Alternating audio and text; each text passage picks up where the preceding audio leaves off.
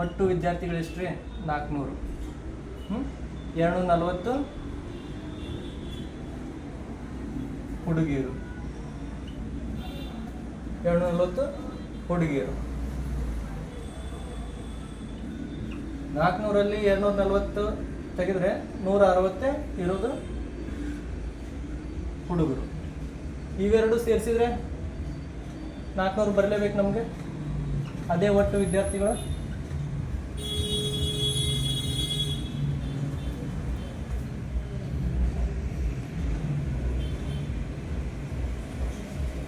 ನೋಡಿ, ಅರ್ಥ ಆಯ್ತು ಅಂತ ಅನ್ಕೊಳ್ತೀನಿ ನಾನು. ಮುಂದೆ ಹೋಗೋಣ. ಓಕೆ,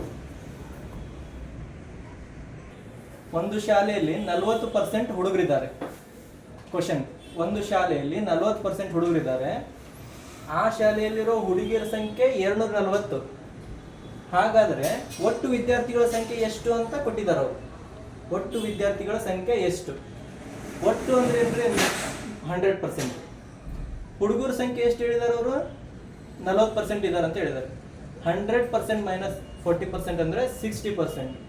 ಈ 60% ಇಲ್ಲಿ ಹೇಳಿಬಿಟ್ಟಿದ್ದಾರೆ ಅವರು 240 ಇದ್ದಾರಂತೆ. ನಮ್ಗೆ 60% 240 ಹುಡುಗಿಯರ ಸಂಖ್ಯೆ. ಅಂದರೆ ಒಟ್ಟು ವಿದ್ಯಾರ್ಥಿಗಳ ಸಂಖ್ಯೆ ನಮ್ಗೆ ಬೇಕಾಗಿರೋದು. ಇಲ್ಲಿ 100 60% to 40 ಆದರೆ ಹುಡುಗಿಯರ ಸಂಖ್ಯೆ 100ಕ್ಕೆ ಎಷ್ಟು? 64 240. ಇಲ್ಲೇನು ಮಲ್ಟಿಪ್ಲೈ ಮಾಡಿರ್ತಿರಲ್ಲ ಅದನ್ನೇ ಇದಕ್ಕೂ ಮಲ್ಟಿಪ್ಲೈ ಮಾಡಬೇಕು. 100 into 4 400. This is my answer. 400 is the total number of students in school.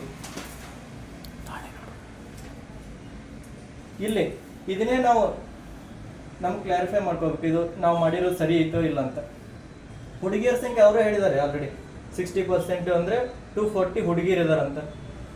240 ಹುಡುಗಿಯರು ಇದಾರೆ ಅಂದರೆ 400 ನಮ್ಮದು ಟೋಟಲ್ ಸ್ಟೂಡೆಂಟ್ಸಲ್ಲಿ 160 ನಮಗೆ ಹುಡುಗರು ಇರಲೇಬೇಕು. 160 ಹುಡುಗರು ಇದ್ದಾರೆ ಅಂದರೆ ಮಾತ್ರ ನಮ್ಮ ಆನ್ಸರ್ ಕರೆಕ್ಟ್ ಇದೆ ಅಂತ.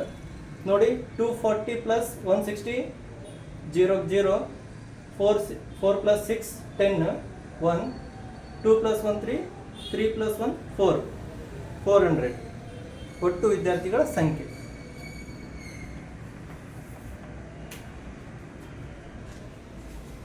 ಓಕೆ, ಇನ್ನೊಂದು ಮಾಡ್ತೀಯಾ? ಅದೇ ಎಕ್ಸ್ ಮೆಥಡ್. ಹಾಂ, ಅದೇ ನೀವು ಆಗಲೇ ಮಾಡಿದ್ರಲ್ಲ. ಇದು ಈಸಿ ಇಲ್ಲ ಸರ್, ನನಗೆ ಇದು ಗೊತ್ತಾಗಲ್ಲ. ಇದು ಈಸಿ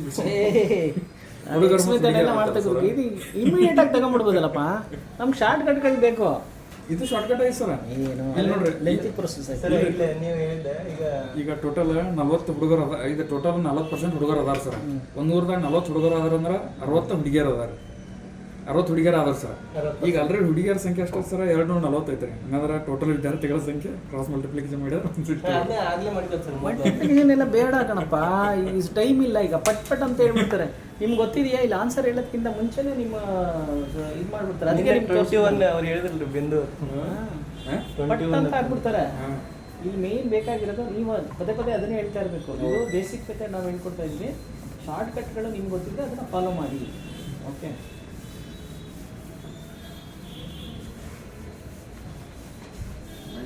ಈಶ್ವರಗಿರಿ ಮೆಥಡ್ ಐತ್ರಿ ಸರ್. ಇಲ್ಲ, ಆಯ್ತಾ? ಇನ್ನೊಂದು ಮಾಡ್ತೀಯಾ? ಅಲ್ಲ, ಅವ್ರು ಮಾಡ್ತಾರೆ. ಅಲ್ಲ, ಇನ್ನೊಂದು ಮಾಡಿಬಿಡು. ಇದು ವಿಡಿಯೋಗೆ ಮಾಡಲ್ಲ.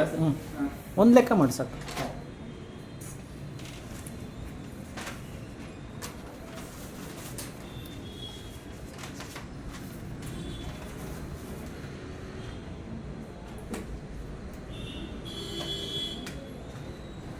ನೆಕ್ಸ್ಟ್ ಕ್ವಶನ್ ನೋಡೋಣ. ನೋಡ್ರಿ, ಇನ್ನೊಂದು ಕ್ವಶನ್ ಓದ್ತೀನಿ, ಈ ಕಡೆ ಗಮನ ಕೊಡ್ರಿ. 35% ಒಂದು ಗ್ರಂಥಾಲಯದಲ್ಲಿ 35% ಪುಸ್ತಕಗಳು ಇಂಗ್ಲಿಷ್ನಲ್ಲಿವೆ, 25% ಪುಸ್ತಕಗಳು ಹಿಂದಿಯಲ್ಲಿವೆ. ಉಳಿದ 120 ಪುಸ್ತಕಗಳು 2 ಭಾಷೆಗಳಲ್ಲಿವೆ. 2 ಅಂದರೆ ಇಂಗ್ಲೀಷು ಮತ್ತು ಹಿಂದಿಯಲ್ಲಿವೆ, 2 ಭಾಷೆಯಲ್ಲಿವೆ. ಹಾಗಾದರೆ ಹಿಂದಿ ಭಾಷೆಯಲ್ಲಿರುವ ಪುಸ್ತಕಗಳ ಸಂಖ್ಯೆ ಎಷ್ಟು ಅಂತ ನಮ್ಮ ಕ್ವಶನ್. ನೋಡ್ರಿ, ಒಂದು ಗ್ರಂಥಾಲಯದಲ್ಲಿ ಇರುವ ಪುಸ್ತಕಗಳು 100%. ಅದರಲ್ಲಿ 35% ಇಂಗ್ಲೀಷ್ನಾಗ ಅದಾವೆ, 25% ಹಿಂದಿಯಲ್ಲಿದ್ದಾವೆ. ಎರಡು ಸೇರಿದರೆ 35 + 25 60%. ಈ 60%ಅನ್ನೇ 100% ಮೈನಸ್ ಮಾಡಿದರೆ 40%.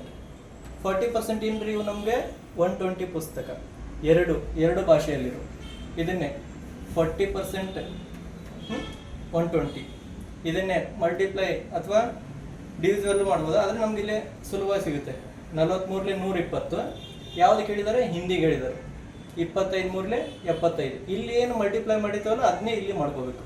ಇಲ್ಲಿ ಮತ್ತೆ ಬೇರೆ ಥರ ಅಲ್ಲ, ಇಲ್ಲೇನು ಮಲ್ಟಿಪ್ಲೈ ಮಾಡಿದ್ದೀವಲ್ಲ ಅದನ್ನೇ ಮಾಡಿದರೆ ನಮಗೆ ಆನ್ಸರ್ ಬರುತ್ತೆ.